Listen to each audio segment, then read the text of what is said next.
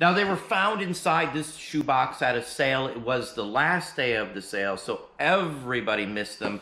No one went through and looked through what was in this shoebox, and that's why I was able to score the rarest one of these I've ever found in my life.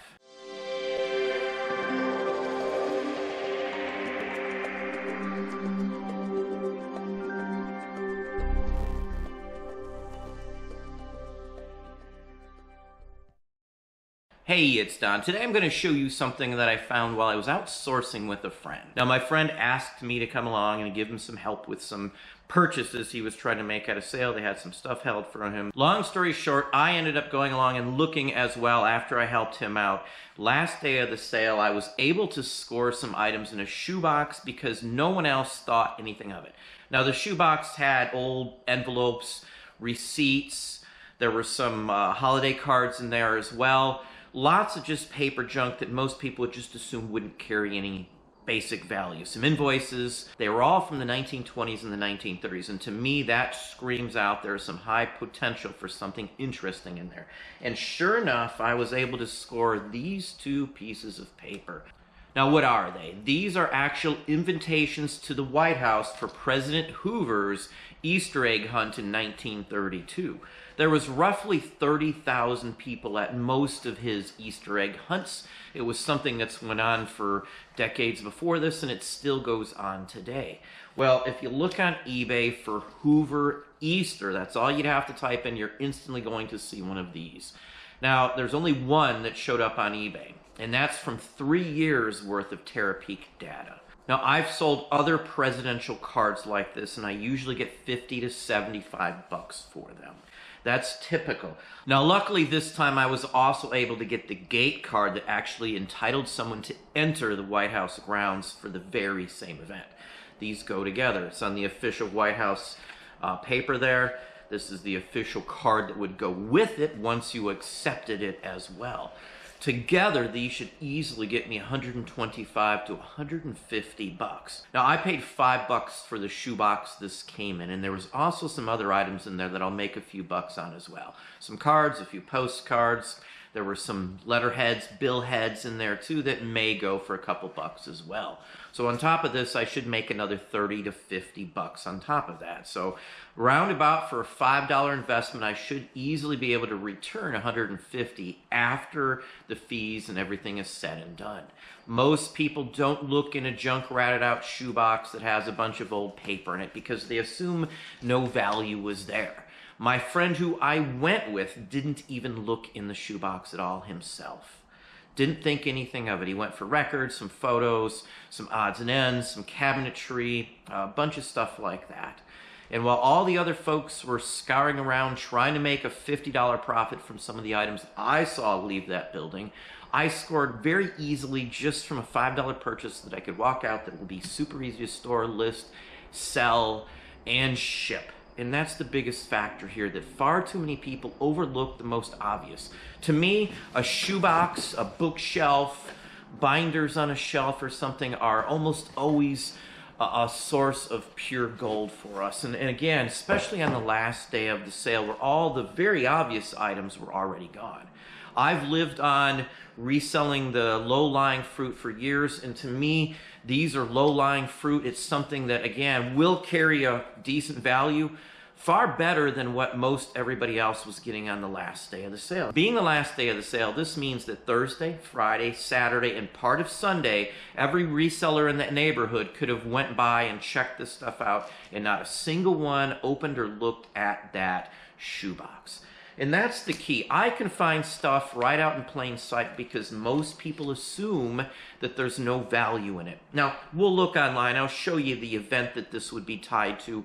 That's a very historical item, even though 30,000 of them, bare bones minimum, were sent out. That's just what showed up. Probably 35,000 actually were sent out would be my guess.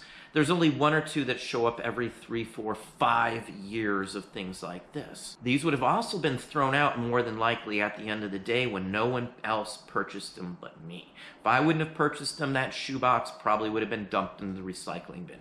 That's what most of the estate sale companies do at the end of the day. If they don't think there's any value, the rest of it's packed up or they offer the the estate, the family of the estate, money for the leftovers if there's any value there, and then they just take them and move them on to the next sale. That's what most of them do. Even though they tell you that it's all from the sale, usually they just swap the stuff from sale to sale. Or again, in this case, I honestly think that being that it was just paper, they were asking $5, they would have trashed it. Let's hop over and look at that event right now. Now here's a page from the White House Historical Association, and this is literally on Hoover Easter egg rolls. It goes into the detail. Now this isn't from the very same one that I have the cards from, but every year that he was president, they did one. So he has 4 consecutive years of Easter egg hunts. 30,000 people on average at least were at some of them. Now the very first one he had was 47,000, 48,000 for the second one, down to 30,000 for the third one, and the fourth one again, which is the one that I have a card from, it's actually less than that. The weather was horrid on several of these. It goes into a long detail. You can see the amount of people. That's a large amount of people. So you'd expect some of these cards to be around, but that is not the case. Most people, I guess, didn't save them. You know, these cards are almost 100 years old as well, so it's another thing to think about. Now, the interesting part is when you can find a card for an event that actually happened, a historical event. I think it helps to add and tie to the historical significance of something like this. Now, I pulled out my duplex scanner and I scanned them already. So here's a couple close-ups just so you can see a better idea of the actual items themselves. The invitation card as well as the gate entrance card that came with it. Now, it was something else to think about. I've had another Hoover card before, and it was an invitation to another event at the White House. I've had other presidential cards as well. Lots of people were invited to the White House for events. I've had a relative even invited to the White House before, so it's not super, super rare over, 150 plus years of being able to find this kind of stuff. There are things out there that would still tie to it. Now, I've just typed in Hoover card, just to give you an idea, and you'll see Christmas cards. Now, some of these are signed, so the signature does add to the value, of course, but there are other things in here.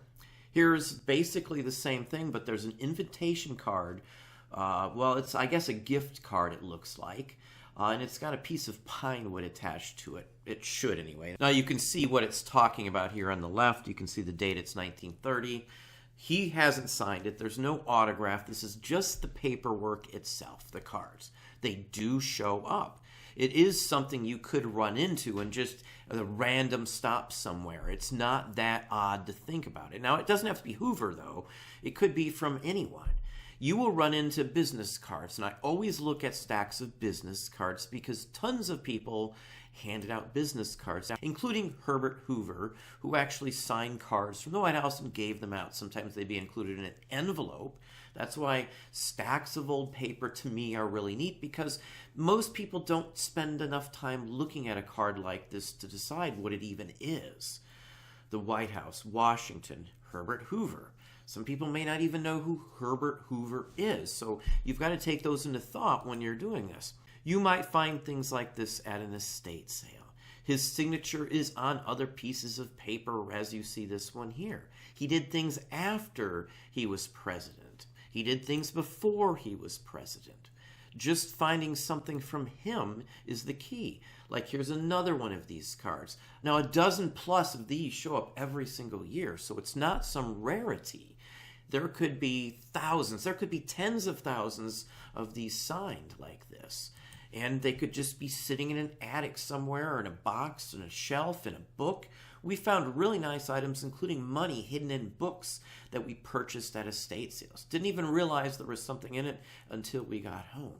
So this is a huge area to look for things. Anytime I see signatures or box of paperwork, especially if it's like 1940 from the 20s or before, that sort of thing is usually high potential for finding something neat, whether it's tied to a president or not. Could be a nice postcard, some neat photos, a greeting card, or anything along that line. A lot of people are surprised at stuff like this showing up, but I'm sure a large number of you out there have ran into something really unique. If you're interested, pop a comment down below as to what was your weirdest haul item, something along this line. But anyway, that's what I have for you today. Hopefully that gave you some ideas, some thoughts. If you enjoyed this video, please hit that like button down below. You can also hit the bell icon to be notified if I post new content or go live. Subscribe and tell all your friends.